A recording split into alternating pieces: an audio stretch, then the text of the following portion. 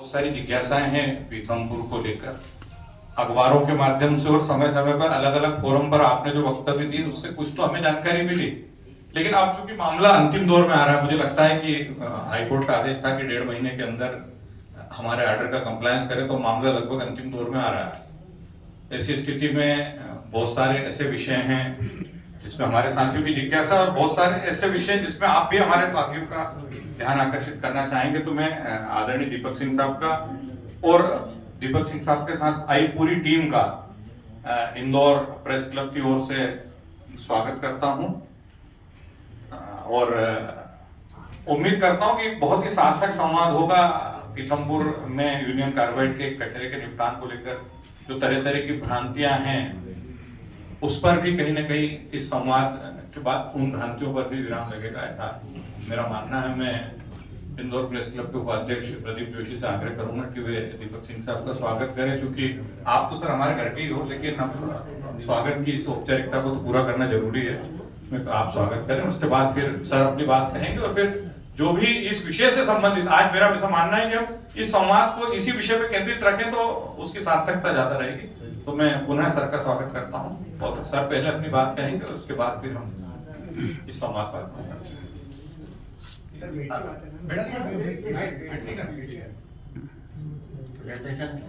आप थोड़ा बोल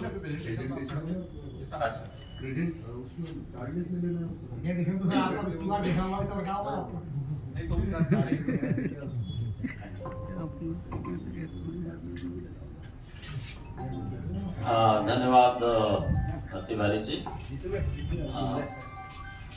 प्रेस क्लब में आना हमेशा सुखद अनुभव रहता है, सभी पुराने मित्रों से भेंट होती है। आज मेरे साथ यहाँ पर एस.एन. द्विवेदी जी हैं, जो मध्य प्रदेश पोल्यूशन बोर्ड के रीजनल ऑफिसर हैं।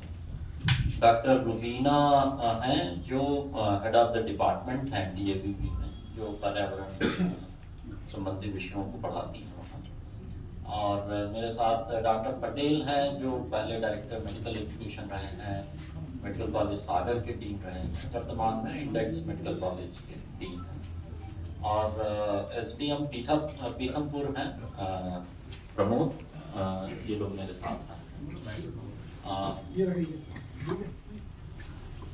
मेरा जो प्रेजेंटेशन है अत्यंत संक्षिप्त है, 10 या 12 स्लाइड हैं, जो मैं 5-6 मिनट में आपके सामने बात करूँगा और उसके बाद 5-7 मिनट का एक वीडियो है, तो अधिकांश बातें इससे स्पष्ट हो जाएंगी। उसके बाद भी अगर कोई आपके मन में कोई प्रश्न हो या कोई जिज्ञासा हो, तो हम लोग कोशिश करेंगे कि हमारे जो एक्सपर्ट्स हैं ये लोग उसको बता सकें। अगर कोई ऐसे विषय रह जाएंगे जो आपको लगता है कि अनुत्तरित रह गए हैं, तो हम लोग कोशिश करेंगे कि उसका जो हमारे साइंटिस्ट हैं या एक्सपर्ट्स हैं उनके माध्यम से हम उसका समाधानकारक जवाब आपके पास तक पहुंचा सकें।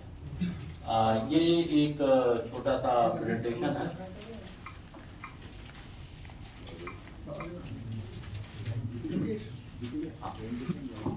खड़े हो गए तो थोड़ा सा ठीक रहेगा। ये पहला विषय है कि यूनियन कार्बाइड का जो कचरा भोपाल के से पीथमपुर लाया गया है, उसमें है क्या। तो इसमें मुख्य रूप से 5 चीजें हैं। एक तो परिसर की मिट्टी है, दूसरा रिएक्टर के अवशेष हैं, तीसरा सेविन है जो कीटनाशक अवशेष हैं, चौथा नेफ्थॉल के अवशेष हैं और 5वां सेमी प्रोसेस्ड अवशेष है। और उल्लेखनीय है कि ये जो दुर्घटना हुई थी ये 1984 में हुई थी, और जैसे आप जानते हैं कि हर सामान का, हर चीज़ का एक शेल्फ लाइफ होती है कि कितना उसका जीवन काल रहेगा। तो अधिकांश जो रसायन हैं उनकी शेल्फ लाइफ, उनकी आयु पूरी हो चुकी है। और सबसे महत्वपूर्ण बात इसमें ये है कि इसमें तो कोई भी रेडियो एक्टिव पदार्थ नहीं, और दूसरी महत्वपूर्ण बात ये है कि ये जो भोपाल गैस त्रासदी हुई थी, ये हुई थी मिग, आपने सुना होगा, मिथाइल आइसोसाइनेट। मिग का कोई भी कण अब इस अवशेष में उपस्थित नहीं। नेक्स्ट, अब ये विषय उठ रहा है कि भाई इसको जलाना क्यों जरूरी है, इसको हम कहीं जंगल में फेंक दें, समुद्र में डाल दें, रेगिस्तान में ले जाएं, कई इस तरह के सुझाव पाए हैं। तो ये एक कानूनी प्रावधान है कि जो परिसंकटमय एवं अन्य अपशिष्ट प्रबंधन एवं सीमा पार संचालन नियम 2016 है, इसके अनुसूची 1 के अनुसार जो कीटनाशक फैक्ट्री होती है उसका जो अपशिष्ट है वो उस कैटेगरी के अपशिष्ट में आता है जिसको कि इंसिनरेटर में जलाना कानूनी रूप से आवश्यक है। तो ये इसकी कानूनी आवश्यकता है। नेक्स्ट, अब अगला जो विषय बार बार आ रहा है कि भाई भोपाल में ही जला देना था, पीथमपुर क्यों ना? तो इसके बारे में ये कानूनी एक प्रावधान भारत सरकार ने बनाया 1989 में। इस कानून का नाम यहाँ पर लिखा हुआ है परिसंकट में अपशिष्ट प्रबंधन एवं संचालन नियम 1989। इसमें जो बहुत सारे केसेस चले उसमें अपना यूनियन कार्बाइड का भी केस था भोपाल का, और सुप्रीम कोर्ट ने गाइडलाइन जारी की, डायरेक्शन जारी की। उसके बाद भारत सरकार ने ये कानूनी प्रावधान लाया कि प्रत्येक स्टेट को जो इंडस्ट्रियल वेस्ट है उसके डिस्पोजल के लिए एक व्यवस्था करनी होगी, प्लांट लगाना पड़ेगा। क्योंकि मध्य प्रदेश में सबसे ज़्यादा इंडस्ट्रीज पीथमपुर में थी, तो ये प्लांट पीथमपुर में लगाया गया। और पूरे मध्य प्रदेश में ये जो लास्ट में लिखा हुआ है ये TSDF ये पीथमपुर में है, इसलिए ये पीथमपुर में जलाया जा रहा है। नेक्स्ट, अब ये बात आती है कि पीथमपुर प्लांट में जो रैंकिंग के प्लांट की बात होती है उसमें सुविधाएं क्या, वो किस तरह का है। तो ये जो पूरा प्लांट है इसके बारे में हम आगे जब एक वीडियो दिखाएंगे तो थोड़ा सा उसमें विस्तार में एक्सप्लेन किया गया है कि किस तरह से वो पूरा जलेगा, किस तरह से जो से निकलने वाली गैसेस हैं उनकी शुद्धिकरण होगा, किस तरह से जो उसका राख आ रहा है किस तरह से उसको न्यूट्रलाइज किया जाएगा, और जो हवा निकलेगी और जो उसका फिर सॉलिड इकट्ठा होगा तो उसको किस तरह से लैंडफिल साइट में उसका डिस्पोजल है, वो वीडियो में काफ़ी हम लोगों ने विस्तार में बताया है। तो जो चीज़ यहाँ लिखी है वो हम वीडियो में थोड़ा सा इसको और बेहतर तरीके से देख पाएंगे। दो महत्वपूर्ण चीज़ें मैं बताना चाहता हूँ कि एक तो जो भी उसमें गैसेस निकल रही हैं उसकी रेगुलर मॉनिटरिंग रहेगी, और जो पहले जलाया गया है उसकी monitoring central pollution board, state pollution board और इंडिपेंडेंट संस्थानों ने की थी। और वो सारे जो गैसेस का इमिशन था वो जो परमिसिबल लिमिट है उसके अंदर ही था। और ये जो प्लांट है ये जीरो डिस्चार्ज प्लांट है, किसी भी प्रकार का पानी या सॉलिड बाहर प्लांट के नहीं जाएगा। और जिस तरह से आप लोग अब नगर निगम में लैंडफिल साइट देखते हैं या जिस तरह से अब हॉस्पिटल नर्सिंग होम वगैरह के कचरे भी डिस्पोजल होते हैं, तो इसी तरह से इंडस्ट्रियल वेस्ट के डिस्पोजल के लिए भी जो लैंडफिल साइट बनाई गई है, आगे हम वीडियो में उसको काफ़ी विस्तार में देखेंगे कि किस तरह से एक पूरा जैसे जैसे कब्र वगैरह बनाते हैं तो उसको एक पूरी प्रोसेस से बना के उसको दफना के और पूरा उसको कवर किया जाता है, वो तो वीडियो में काफ़ी विस्तार में बताया गया। नेक्स्ट,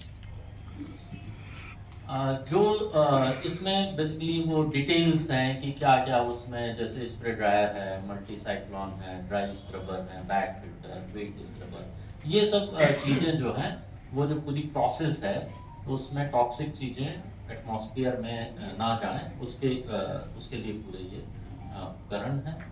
और इसमें सबसे महत्वपूर्ण बात यह है कि जो वहाँ से चिमनी से जो करीब 100 फीट से ज़्यादा ऊंचे है उससे जो भी गैसेस या हवा निकलेंगे उसके मॉनिटरिंग के लिए एक डिस्प्ले बोर्ड पीथमपुर का जो प्लांट है उसके बाहर लगाया गया है। एक सेंट्रल पोल्यूशन कंट्रोल बोर्ड में उसकी मॉनिटरिंग रहती है और एक स्टेट पोल्यूशन बोर्ड में मॉनिटरिंग रहती है। इसमें कुछ सुझाव आए हैं कि ये जो बोर्ड डिस्प्ले हो रहा है इसको और व्यापक किया जाए। तो हम लोग देखेंगे जब ये प्रोसेस शुरू होगी तो उसको और क्या, हम लोग तो चाहेंगे कि कोई वहाँ पर कुछ इस तरह के सीसीटीवी या कैमरा सिस्टम हो जाए कि कोई भी उसको ऑनलाइन देख सके, या कोई मीडिया भी अगर दिखाना चाहे तो दिखा दें। और उसमें ऐसे भी सिस्टम है कि अगर कोई चीज़ ऐसी हो रही है कि जो एमिशन है वो निर्धारित सीमा से ज़्यादा है तो उसको ऑटोमेटिक उस प्लांट को बंद भी किया जा सकता है। नेक्स्ट, अब एक ये जो 2015 में जो ऑनरेबल हाई कोर्ट के ऑर्डर पे ये कचरा जलाया गया था, तो इसके बारे में मैं बताना चाहूँगा कि जब ये प्रोसेस चल रही थी तो पहले ऑनरेबल हाई कोर्ट ने ऑर्डर किया कि इस तरह के जो कीटनाशक बनाने वाले फैक्ट्री हैं उनमें से किसी का जलाया जाए। तो वो साउथ इंडिया से एक जगह से लाया गया, जलाया गया, उसकी मॉनिटरिंग हुई, उसकी रिपोर्ट गई, उसके बाद पीथमपुर का लाया गया 10 टन 2015 में जलाया गया, उसकी पूरी रिपोर्ट। और वो रिपोर्ट आगे की स्लाइड में मैं कोशिश करूँगा थोड़ा सा उसकी चीज़ें बता सकें। उसको शायद अभी हम लोगों ने अपने उसमें भी डाल दी है, वेबसाइट में भी डाल दिया है। तो वो सारे जो पैरामीटर्स हैं उसके विद इन पैरामीटर्स आई थी। नेक्स्ट, अब इसमें थोड़ा सा डिटेल में बताया गया है कि ये जो जब 2015 में चलाया गया था तो इसको नीडी है, IICT है, NGRI है, इन सारे लोगों ने इसका पूरा मॉनिटरिंग किया था। उसकी रिपोर्ट ऑनरेबल सुप्रीम कोर्ट और हाई कोर्ट में प्रस्तुत की थी। उसके जो रिपोर्ट्स के अंग हैं वो इसमें हमने शॉर्ट में लिखे हैं। अगर आप लोग इसको और थोड़ा डिटेल में चाहेंगे तो वो भी हम आपके साथ शेयर कर देंगे। ये PPT भी मैं आप लोगों के साथ शेयर करूँगा। नेक्स्ट, अब जो 2015 के जो ट्रायल के रिपोर्ट्स आए हैं उसमें एक तो चिमनी से जो गैसेस निकल रही हैं तो सारे प्रदूषक निर्धारित मानक सीमा से काफ़ी कम थे और किसी भी प्रकार का इसमें डिस्चार्ज नहीं हो रहा है जो जीरो डिस्चार्ज पर आधारित है। इसलिए ऐसा वैज्ञानिकों का इसमें मत है कि हेल्थ और पर्यावरण में किसी भी प्रकार का प्रभाव प्रतिकूल नहीं पड़ेगा। नेक्स्ट, जो मैंने बताया लैंडफिल साइट का, अगर आप लोग साथी लोग चल के देखना चाहें तो हम उसके लिए भी तैयार हैं। वीडियो में हम लोग थोड़ा सा उसकी टेक्निक के बारे में विस्तार से देखेंगे। नेक्स्ट, मॉनिटरिंग के लिए मैंने बता दिया कि सेंट्रल पोल्यूशन कंट्रोल बोर्ड है और डिस्प्ले बोर्ड्स रहेंगे जिसमें उसके पैरामीटर्स लगातार आपको देख सकते हैं। फिर एक ये बात आई कि साहब इसका अगली पीढ़ी में प्रभाव पड़ेगा या काफ़ी दूर तक जाना है, तो इसका कंटिन्यू मॉनिटरिंग माने ड्यूरिंग प्रोसेस भी और आफ्टर प्रोसेस भी ये लगातार मॉनिटरिंग में रहेगा। और अभी तक के जो रिपोर्ट्स हैं उसमें किसी तरह का एडवर्स रिपोर्ट नहीं मिला। वो लगा सकते हैं वीडियो।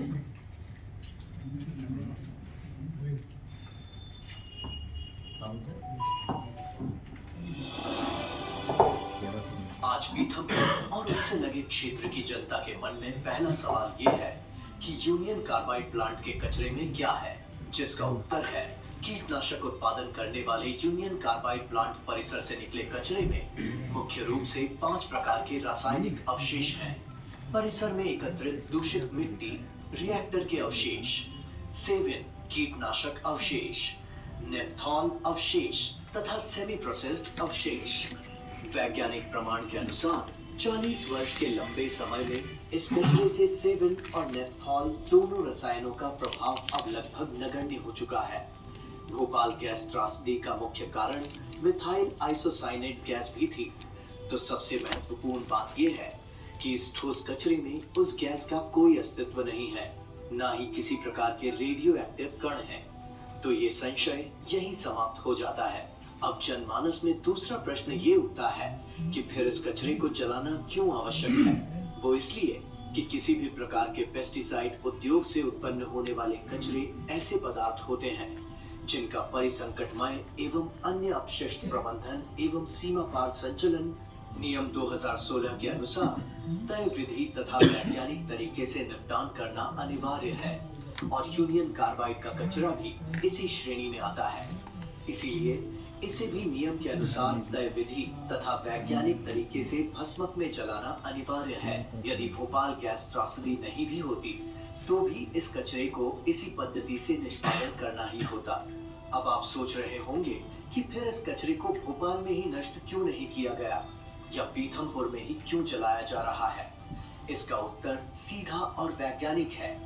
भारत सरकार के नियमानुसार हर राज्य में इस प्रकार के खतरनाक कचरे के निष्पादन के लिए एक डिस्पोजल प्लांट का होना अनिवार्य है। मध्य प्रदेश में केवल पीथमपुर में सर्वाधिक उद्योग संचालित होने के कारण तथा अधिक मात्रा में अपशिष्ट निकलने के कारण इस अत्याधुनिक इंसिनरेशन प्लांट को स्थापित किया गया था, जो वर्ष 2006 Pithampur industrial waste management private limited के नाम से संचालित किया जा रहा है, जहां इस प्रकार के खतरनाक कचरे को सुरक्षित और वैज्ञानिक तरीके से नष्ट किया जा सकता है। इसीलिए माननीय न्यायालय के आदेश पर इसे पीथमपुर प्लांट में सुरक्षित और वैज्ञानिक तरीके से नष्ट किए जाने का निर्णय लिया गया। अब जानते हैं पीथमपुर प्लांट में कचरे को जलाने के लिए किस प्रकार की सुरक्षित प्रणाली है। प्लांट में अंतर्राष्ट्रीय मानकों का भस्मक है, जिसे केंद्रीय प्रदूषण नियंत्रण बोर्ड CPCB द्वारा प्रमाणित किया गया है। यहाँ इस तरह के कचरे के दहन के 3 चरण होते हैं। सबसे पहले कचरे को प्राथमिक दहन कक्ष यानी रोटरी किल्न में 800 से 900 डिग्री सेल्सियस के उच्च तापमान पर जलाया जाता है। रोटरी के घूमने की प्रक्रिया से ये सुनिश्चित किया जाता है कि कचरा पूरी तरह से जल जाए। रोटरी किल्न से बची हुई ऐश नीचे गिरती है, जिसे लैब में टेस्ट कर उपचारित किया जाता है।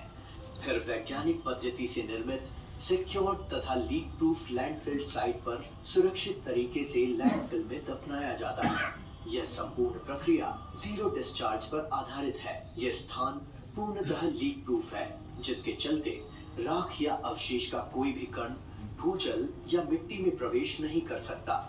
यह प्रक्रिया जनमानस में उठते एक और प्रश्न का भी उत्तर है, और वो प्रश्न है कि इस कचरे को जंगल में क्यों नहीं फेंक दिया जाता या दूर किसी गड्ढे में क्यों नहीं दफना दिया जाता।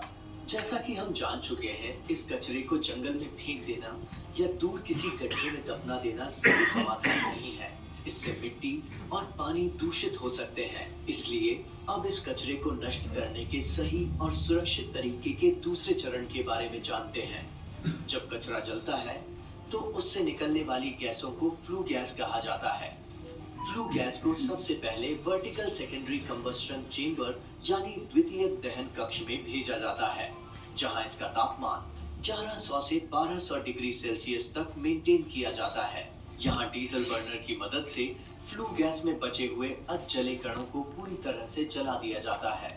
प्राथमिक दहन कक्ष एवं द्वितीयक दहन कक्ष में यदि तापमान कम होता है तो इसकी सूचना तुरंत मॉनिटरिंग कक्ष में प्राप्त होती है और प्लांट तथा अपशिष्ट की फीडिंग बंद हो जाती है। द्वितीयक दहन कक्ष के पश्चात फ्लू गैस सीधे हवा में नहीं छोड़ी जाती, जिसका डर आज जनता में बना हुआ है।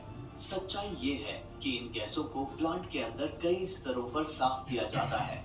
इसलिए तीसरे चरण में फ्लू गैस को स्प्रे ड्रायर में भेजा जाता है, जहां पानी के फव्वारे से इसे ठंडा कर 240 डिग्री सेल्सियस तक लाया जाता है।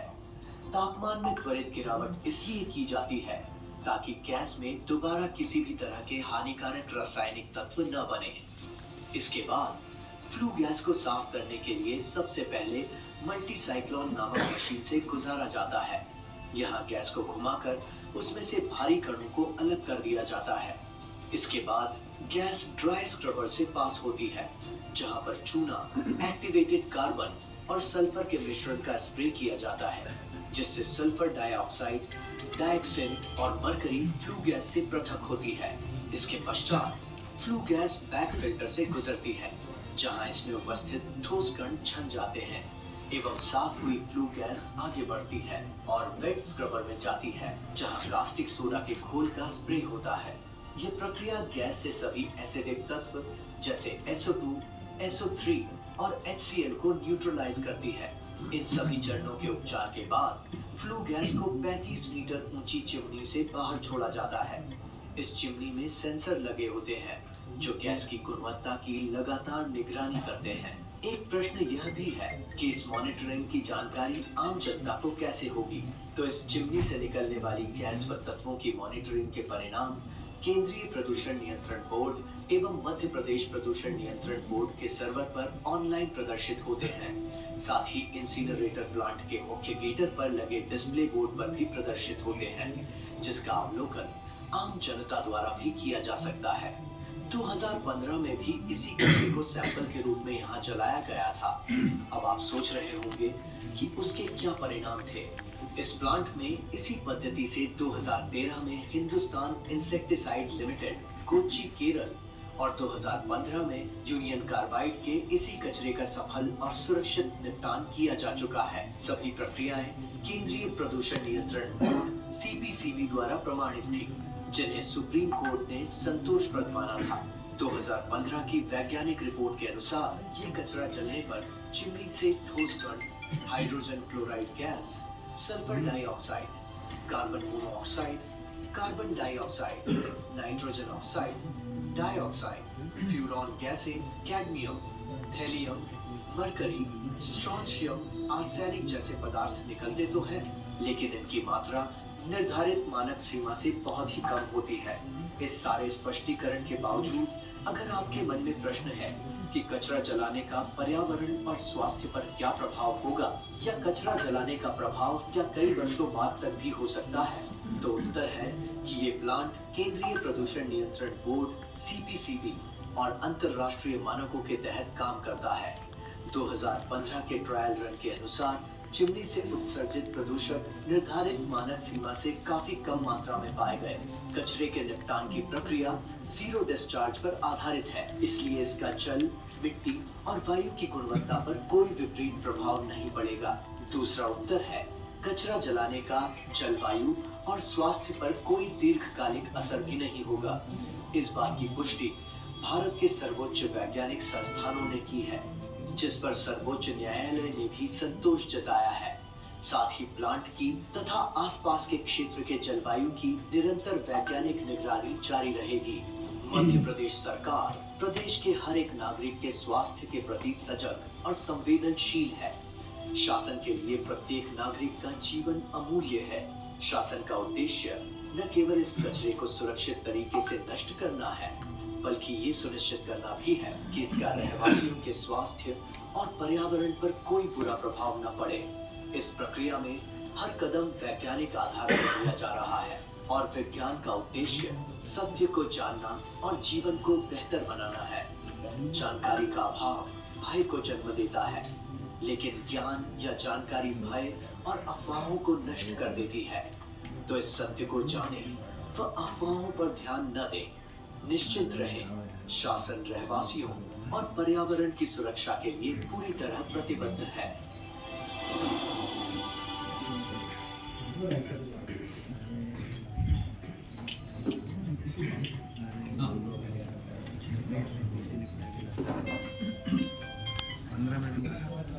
इस विषय से संबंधित अगर किसी की कोई जिज्ञासा हो या कोई भ्रांति हो तो उसका हाँ आप लोग की थी मेरी हाँ तो ये कि मेडिकल कॉलेज के एलुमनाई के डॉक्टर्स उन्होंने हम आपको नंबर का ये कहना है कि जब कचरा जला था 2015 तो सब स्टैंडर्ड के अंदर ही थे, पैमाने सब सही थे, उसमें कोई इशू नहीं। ठीक है। लेकिन हमको उनका एक कैलकुलेशन है कि मल्टीप्लाई ऑफ 330 टन जलना है। हम उसको 33 टाइम्स अगर करेंगे तो जो स्टैंडर्ड जो गैस हैं, जो पैमाने हैं, वो बहुत ज़्यादा हो जाएंगे। अभी तो हमने 10 टन के हिसाब से मतलब गैस को पैमाना देखा था, मानक देखे थे। अब वो 337 टन जलना है, तो वो तो बहुत ज़्यादा निकलेगा, तो वो ज़्यादा हानिकारक होगा, ऐसा मतलब कहना। एक मेरा सवाल है कि उसमें फिर क्या होगा। दूसरा मेरा कह रही है कि सर जो हाईकोर्ट ने ऑर्डर दिया, हाईकोर्ट ने यही बोला शासन को, शासन ने मंजूरी मांगी थी कि हम इसको कंटेनर्स को अनलोड करने की परमिशन दी जाए हमको। तो हाईकोर्ट ने कहा कि 3 दिसंबर का जो ऑर्डर है उसमें सब कुछ है, आपको करना है। तो 18 फरवरी को अगली सुनवाई, उससे पहले क्या ये कंटेनर अनलोड होंगे और क्या जलने की प्रोसेस शुरू होगी, क्या अभी वेट एंड वॉच होगा? आपका जो दूसरा प्रश्न है उसको मैं पहले बता देता हूँ। पहले प्रश्न में ज्योति जी इसको थोड़ा सा स्पष्ट कर लेंगे। देखिए, इसमें जो सबसे महत्वपूर्ण बात आई है वो है पूरी प्रक्रिया में पारदर्शिता और लोगों को विश्वास में। तो हम लोग जो ये प्रक्रिया कर रहे हैं ये उसी का अंग है। और ये जितने भी हम कार्यक्रम कर रहे हैं, जैसे हमने अभी संभाग स्तर पे सारे CMHO, civil surgeons, college university के प्रोफेसर्स, स्कूल के साइंस के टीचर्स को बुला के एक वर्कशॉप की। उसके बाद धार जिले में और पीथमपुर में हमने कुछ ट्रेनर्स अपने तैयार करके वहाँ के सारे एजुकेशनल इंस्टीट्यूशंस में, इंडस्ट्रीज में अलग अलग लोगों के साथ इस विषय को रखा है। तो बेसिकली अभी जो हमारा पूरा ये काम चल रहा है वो एक तो इस पूरी प्रक्रिया से लोगों को अवगत कराना है, उनमें विश्वास ये पैदा करना है कि इसमें किसी प्रकार की कोई कठिनाई नहीं है।